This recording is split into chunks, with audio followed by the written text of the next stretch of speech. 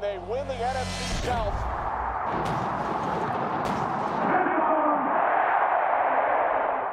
What's good, everybody? Let's talk some Tampa sports. Week 5 of the Opps. This feels like this is moving pretty quickly through the season already. We're already at week 5, already a quarter of the way through the season. Welcome to week 5 of the Opps, where we dig into this week's matchup, the Seattle Seahawks. Shout out to the 12s. I mean, in Seattle right now, they got to be on a little bit of a high. Obviously, their team is 3-1, playing very well. This Sunday, they get to see a generational, not that it's already a 3-1 versus 3-1 big NFC matchup, a generational jersey matchup. Bucs wearing the 76 jerseys for the second time this season, and they're not scheduled to wear it ever again. So this might be the last time we see the Bucs in the 76 jersey. That is a big deal. And then obviously the Seahawks are wearing their throwbacks at home for the first time. So these two teams, of course, expansion teams coming from the same year, both in their 50th anniversary. They have that.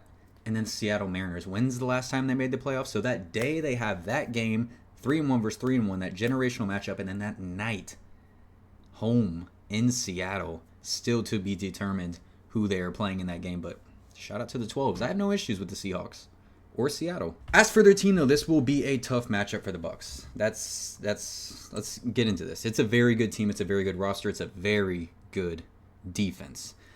So let's go ahead and start on that defensive side. Secondary, probably the deepest secondary, by my opinion, in the NFL. It starts with Devin Witherspoon, absolute stud. First round pick, was expected to be a stud. It's been fulfilled. He is listed in the slot right here on Pro Football Focus, but you'll see him moved around. Extremely tough tackler. He'll lay a big hit for a cornerback. That's probably why he's in the slot, because he's a very good tackler. Tariq Woolen, he's had a very shaky year so far this season. Just listening to Seahawks podcasts, he's definitely on their list of, like, you need to get your together. Just rewatching some of their games, some of their highlights, he's given up some big catches and some big moments. Obviously, still very talented, but just needs to get on the right track. Tariq Woolen is I'd say a pretty well-known name around the league now at this point. Probably not as well-known as Tariq Woolen is the guy opposite him, and Josh Jobe. He's kind of been a project for the Seattle Seahawks, and he's continued to get better and better and better. And I think he's been pretty good this season. This secondary as a whole has just looked good. Kobe Bryant back there at strong safety, coming out of Cincinnati, I think is where he was from. Yep. And then Julian Love on the other side. It's just very good. It's very deep. There's guys who are behind these guys who are listed as starters on PFF who they can rely upon. So it's very good, very deep. Inside, starting at the linebackers, Ernest Jones, I think, probably the most underrated linebacker in the NFL. And I do mean that. He's a guy that they traded for last year from the Tennessee Titans. He was a guy that, once I heard he was up for trade, I wanted the Bucs to attack, especially given we've complained about the linebackers this year, but last year it was even worse, and Ernest Jones was definitely a guy on my radar that I would have liked them to try and go after. He ends up at the Seahawks, and he's been playing phenomenal for them. Young guy next to him in Drake Thomas. He's in his third year. Not graded too well so far this season on Pro Football Focus, but all right linebacker there. Honestly, listening to the podcast, I really did not hear much, if anything, about Drake Thomas. So just judging by his grades, which this is Pro Football Focus, take it with a grain of salt. Run defense, not very good at all. Along that defensive line, they definitely have some veteran presence. DeMarcus Lawrence, obviously coming over from the Cowboys. Big veteran presence there on the edge. He is questionable. I'm sure everyone was watching that Thursday night game. If you're watching this video, against the Cardinals, he did exit that game with injury and did not return. So we'll see what his status ends up being. Leonard Williams, absolute stud in the middle there. God, I can't believe 2015 is when he was drafted. I can't believe he's been in the league that long. Mafe is a younger guy compared to the other two we just looked at, but he's another solid option there. Even behind them, Nwosu ended up coming back. I think he has 2 sacks on the season. Like, it's just a very talented, very deep defense. Obviously, Mike McDonald's leading the charge, a defensive head coach, and it has been very sound. It's sort of that Todd Bowles just to reference something for you, just sort of that Todd Bowles look of where you don't know where guys are going to line up. Guys can be coming from anywhere, any angle towards Baker Mayfield. Sometimes their defensive linemen will drop back in coverage and they send a linebacker or send a safety or send a corner. It's very creative, and it's kind of that Todd Bowles-esque look of just creativity, versatility. Every guy, if you're in the secondary, you should be able to play nickel. You should be able to play outside. If we have to bump you out to safety, you should be able to do that too. It's just that same sort of ilk that Todd Bowles comes from as well. Mike McDonald, huge shout out to him. What he's built in this defense has led to their success so far this season. Offensively, of course, it starts with their quarterback, Sam Darnold, coming over from the Minnesota Vikings, has been really good so far this season.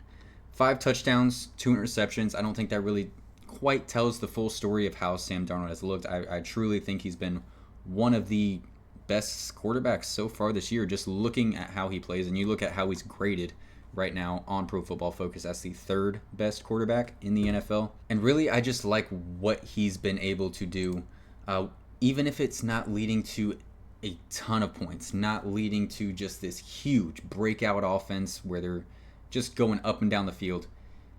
He looks very confident, and that's a big deal. Him with Kubiak, he's getting the ball out super quickly and pushing it vertically, which honestly, to be doing it that quickly, that confidently, we're only 4 weeks in, and he's been doing it from the beginning of the season. It's been very impressive what Sam Darnold has done so far, sort of making that same Baker Mayfield trajectory of being bounced around. Obviously, they were both on Carolina together, and both just thrown in the trash, and now they both found their way. Darnold obviously having a good year with the Vikings and looking even better, in my opinion, so far with the Seattle Seahawks. Very good running back room, 2 tough runners, very good wide receiver room. Smith and Jigba, I think, is very quickly approaching one of the best wide receivers in the NFL. Cooper Kupp, solid veteran. He's not necessarily that's someone that like terrifies me like he used to with the Los Angeles Rams at this point in his career, but still someone you can rely upon in that slot. Torrey Horton,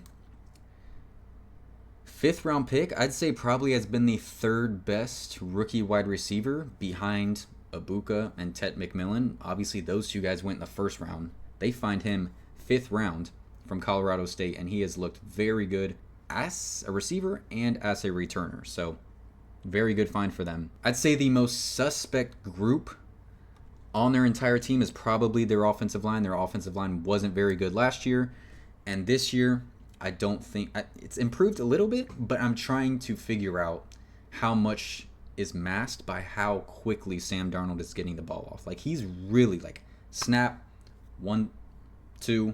Once it gets to like 2.5, he's letting the ball go. So I'm trying to really determine. I know Charles Cross is a pretty good player, but inside, Zabel's a 1st round pick. He's given up a couple sacks this year. Bradford, definitely listening to some of the Seahawks podcasts, was a guy that they talked about needs to continue to step up and get better. You see that pass blocking grade right there, not very pretty. But overall, I would say if you're going to say this is their biggest weakness, I think I would have to go with their offensive line. Pass protection, they might be average, and run blocking. Last year, they were towards the bottom of the pack, being able to run the football. This year, it's been a little bit better, but it's still not something that I would say, wow, that is a really consistent run game. So if I'm going to say there's a weakness, I'm going to go with that offensive line. Not really a ton of injuries to talk about with this Seattle Seahawks. DeMarcus Lawrence, like I already mentioned, going out in that Thursday night game. Of course, this team did get that mini bye week going into this game with the Tampa Bay Buccaneers playing on Thursday, getting those couple of extra days to heal and game plan for the Tampa Bay Buccaneers. And then quickly, Nicky Manwari is a rookie that they are very high on, and we may end up seeing a little bit more of him if he's able to go. He's been dealing with some injuries this year. Now that we're a quarter of the way through the season, we can actually look at some stats and be like, okay, there's some sample size there. So starting on defense, stopping the run, they're right there with the Tampa Bay Buccaneers. That's pretty cool that they did update the Bucs logo. For some reason, they have not updated the Seahawks logo for this throwback week. Like I said, very similar to the Bucs. The Bucs have given up 340 total yards. The Seahawks have given up 359 total yards.